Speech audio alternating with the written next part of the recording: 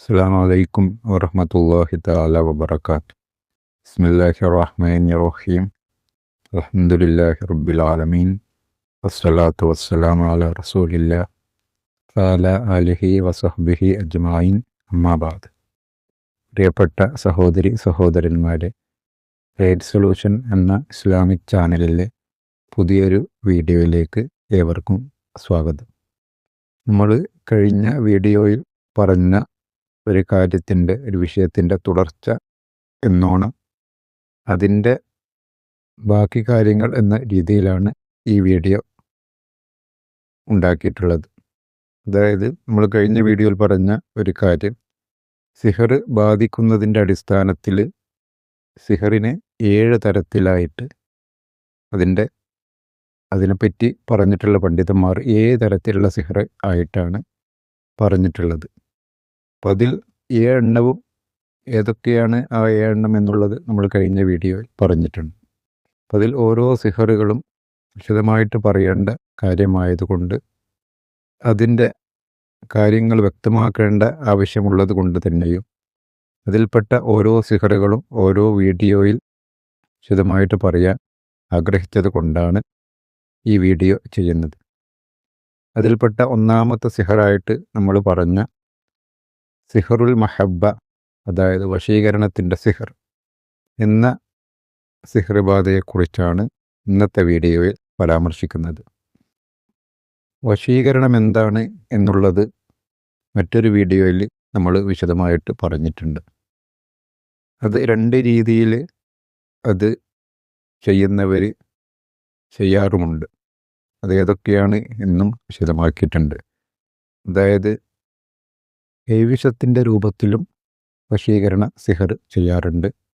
അതുകൂടാതെ പ്രത്യക്ഷമായിട്ട് ചില കർമ്മങ്ങളും പൂജകളും ചെയ്തുകൊണ്ട് സിദ്ധമാക്കപ്പെട്ട കാര്യങ്ങൾ ചെയ്തുകൊണ്ട് പൈശാചിക ശക്തികളെ പ്രീണിപ്പെടുത്തിക്കൊണ്ട് മറ്റൊരാളെ മാനസികപരമായിട്ട് നമ്മളിലേക്ക് അടുപ്പിക്കാൻ വേണ്ടി ചെയ്യുന്ന കർമ്മമാണ് വശീകരണം എന്നുള്ളത്. ആ രീതിയിലും വശീകരണ സിഹർ ചെയ്യാറുണ്ട്. 2 കാര്യങ്ങൾ, ഇപ്പോൾ ഒരാളെ നശിപ്പിക്കണമെന്ന ഉദ്ദേശത്തോടു കൂടി, അല്ലെങ്കിൽ അയാളെ നമ്മുടെ കീഴിൽ എന്നെന്നും നമ്മുടെ കാൽ കീഴിൽ അയാൾ ഒരു അടിമയെപ്പോലെ നിർത്തണം എന്ന ഉദ്ദേശത്തോടു കൂടി ചെയ്യുന്നത് കൈവിഷമാണ്.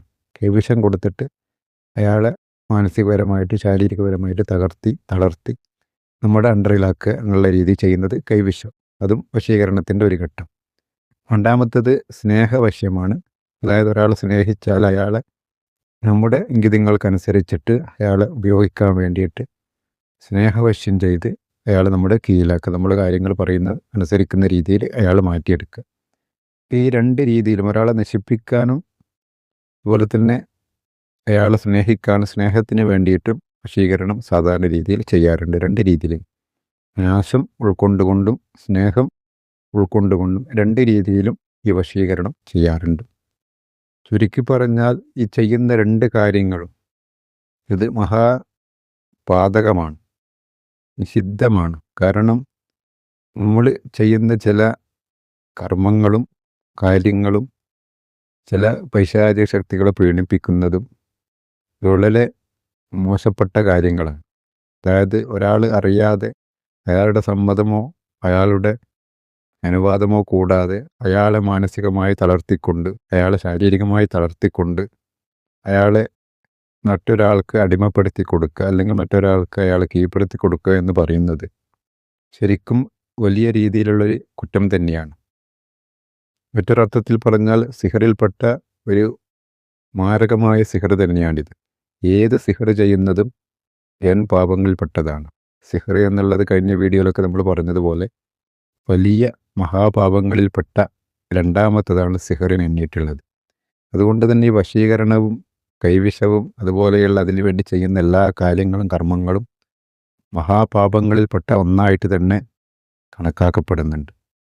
ഒരിക്കലും തന്നെ ഇതുപോലെയുള്ള കാര്യങ്ങൾ ചെയ്യാൻ നാം ആരെയും സമീപിക്കാൻ പാടുള്ളതല്ല. സിഹറിൽപ്പെട്ട ഇതുപോലെയുള്ള സിഹറുകൾ ചെയ്താൽ മറ്റുള്ളവരെ നമുക്ക് തകർത്താനോ തളർത്താനോ ചിലപ്പോൾ അല്ലാഹുവിൻ്റെ തീരുമാനം അങ്ങനെയാണെങ്കിൽ നമുക്ക് സാധിച്ചേക്കാം. പക്ഷേ അതിലൂടെ നമുക്ക് നഷ്ടപ്പെടുന്നത് നമ്മളെ ഈമാനും നമ്മുടെ പരലോക ജീവിതവുമാണ് എന്നുള്ള കാര്യം നാം കൃത്യമായിട്ട് മനസ്സിലാക്കേണ്ടത്. അള്ളാഹുവിൻ്റെ തീരുമാനം പ്രകാരം മാത്രമേ, അള്ളാഹുവിൻ്റെ ഖലാ പ്രകാരം മാത്രമേ ഏതൊരു സിഹറും ബാധിക്കുകയും ബാത്തിലാകുകയുമുള്ളൂ. ഈ വശീകരണത്തിൻ്റെ സിഹർ നമ്മൾ ചില കർമ്മങ്ങളും പൂജകളും അതുപോലെ തന്നെ പിശാചിക ശക്തികളെ പിണിപ്പിക്കാനുള്ള കാര്യങ്ങൾ ചെയ്തിട്ടും അത് നടക്കും എന്ന് യാതൊരു രീതിയിലുള്ള ഒരു സ്വപ്നത്തിൻ്റെ മനക്കോട്ടകളും നമ്മൾ കെട്ടേണ്ടതില്ല. കാരണം അള്ളാഹുവിൻ്റെ തീരുമാനപ്രകാരമാണ് എല്ലാ കാര്യങ്ങളും നടക്കുന്നത്. മറ്റൊരു കാര്യം ശ്രദ്ധിക്കേണ്ടത്, ഈ വശീകരണവും സ്നേഹവശവും ഒക്കെ പറഞ്ഞുകൊണ്ട് സോഷ്യൽ മീഡിയകളിലും അതുപോലെ തന്നെ മറ്റ് പല രീതിയിലും പരസ്യങ്ങളും മറ്റും ചെയ്തുകൊണ്ട് സാമ്പത്തിക ചൂഷണവും അതുപോലെ തന്നെ മറ്റ് പല രീതിയിലുള്ള ചൂഷണങ്ങളും നമുക്ക് ഇപ്പോൾ പരസ്യമായിട്ട് തന്നെ കാണാൻ പറ്റുന്നുണ്ട്. ശ്രദ്ധിക്കേണ്ട ഒരു കാര്യം, നിങ്ങളുടെ സമ്പത്തും മാനവും നഷ്ടപ്പെടുക മാത്രമേ ചെയ്യുള്ളൂ. സിഹറിൻ്റെ കൂട്ടത്തിൽ എണ്ണിയൊരു സിഹർ മാത്രമാണ് വശീകരണം എന്നുള്ളത്. ഇത് പൂർണ്ണമായിട്ട് നടക്കും, ബാധിക്കും എന്നുള്ള അത് അള്ളാഹുവിൻ്റെ തീരുമാനപ്രകാരം മാത്രമാണ് എന്നുള്ള വിശ്വാസം നമുക്കുണ്ടായിരിക്കും. ചെയ്യുന്നതും കുറ്റമാണ്, പാപമാണ്, നമ്മളെ ഈമാൻ തെറ്റിപ്പോകാൻ കാരണമാകും. അതുപോലെയുള്ള കാര്യങ്ങളിൽ നിന്ന് ഞാൻ വിട്ടു നിൽക്കേണ്ടതുണ്ട്. ഓക്കെ, ഇൻഷാ അള്ളാ. ഇപ്പോൾ രണ്ടാമത്തെ സിഹർ ഏതാ എന്നുള്ളത് ഇൻഷാ അള്ളാ അടുത്ത വീഡിയോയിൽ വിശദമായിട്ട് നമുക്ക് പറയാം. എല്ലാവരും ഇതുപോലെയുള്ള സിഹറിൻ്റെ വിഷയത്തിൽ ശ്രദ്ധിക്കുക.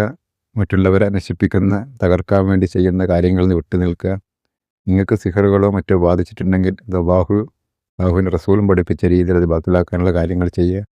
അതിനു വേണ്ടിയിട്ടുള്ള വീഡിയോ ഞാൻ ഇതിനു മുമ്പ് അപ്ലോഡ് ചെയ്തിട്ടുണ്ട്. ഇപ്പോൾ വശീകരണം ബാധിച്ചാൽ ഉള്ള ലക്ഷണങ്ങൾ, കൈവശം ബാധിച്ചാലുള്ള ലക്ഷണങ്ങൾ മുൻ വീഡിയോയിൽ പറഞ്ഞിട്ടുണ്ട്. എന്നാലും ചില ലക്ഷണങ്ങൾ ഞാൻ പറഞ്ഞു തരാം. അതായത് ഒരാൾ പൂർണ്ണമായിട്ട് മറ്റൊരാൾക്ക് എല്ലാ രീതിയിലും കീഴ്പ്പെടുക, എല്ലാ സമയത്തും അയാളെക്കുറിച്ച് മാത്രം പറയുക. ഇപ്പോൾ സോഷ്യൽ മീഡിയ കാലമാണല്ലോ, അപ്പോൾ സോഷ്യൽ മീഡിയയിൽ അയാളോട് മാത്രം ചാറ്റ് ചെയ്യുക. ആ രീതിയിൽ ഉണ്ടാകുന്ന ലക്ഷണങ്ങൾ ഇതിൻ്റെ ലക്ഷണങ്ങളിൽ പെട്ടതാണ്.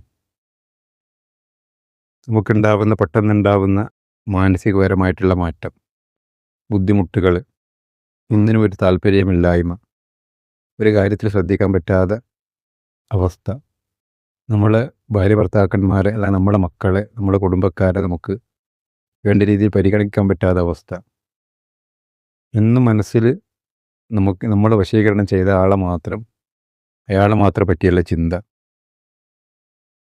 എല്ലാ കാര്യത്തിലും അലസ മനോഭാവം. ഈ ലക്ഷണങ്ങളൊക്കെ ഈ വശീകരണ സിഹർ ബാധിച്ചാൽ സാധാരണയായിട്ടുണ്ടാവാറുണ്ട്.